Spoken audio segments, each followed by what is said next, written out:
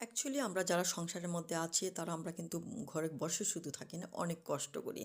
আর maximum পুরুষরা বলেন যে আমরা শুধু ৪ টা রান্না করি, খাই দাই আর আরামে থাকি। আসলে এটা ঠিক না বলা।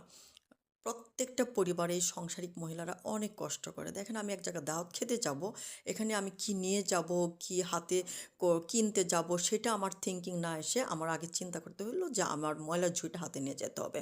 তো এই যে বিষয়গুলা যারা চিন্তা করে দেখেন তারাই কিন্তু অনেক শান্তিতে থাকে। আর যারা চিন্তা করেন না তাদের ঘরে অশান্তি। তো যাই হোক আমার ঘরে অশান্তি আছে না নাই সেটা বলার দরকার নেই। মেন কথা হচ্ছে আমাদেরকে সবসময় আপনার প্রফুল্লতার মধ্যে রাখবেন। প্রত্যেকটা পুরুষকেই বলছি, নট অনলি শুধু আমার স্বামী, আমার সংসার এটা না। তো যাই হোক এখন এই যে যাবো বের হয়ে ময়লা জুইটা হাতে নিয়ে যাচ্ছি। আরেকটা কথা হচ্ছে এই যে দেখেন একটা ক্যাসেট তো আছেই।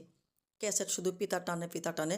এই পিতা যেখানে যাবে, আমি যেখানে যাব সেই পিতা একসাথে যেতে হবে। টয়লেটে বলেন, ওয়াশরুমে বলেন, নাস্তা খেতে বলেন, মশারি টানাতে বলেন, শুইতে বলেন, খাইতে বলেন, অলওয়েজ। তো যাই হোক সেখানে বিরক্ত হওয়া যাবে না। হ্যালো এভরিওয়ান, আমাদের দেখতে দেখতে সময় চলে আসছে, এখন আমরা দাওয়াতের উদ্দেশ্যে রওনা দিয়ে দিয়েছি, লিফটও চলে আসছে। এ আর কি, তো সবাই ভালো থাকবেন। আল্লাহ হাফেজ। See you later. আবার দেখা হবে আমাদের নেক্সট ব্লগে।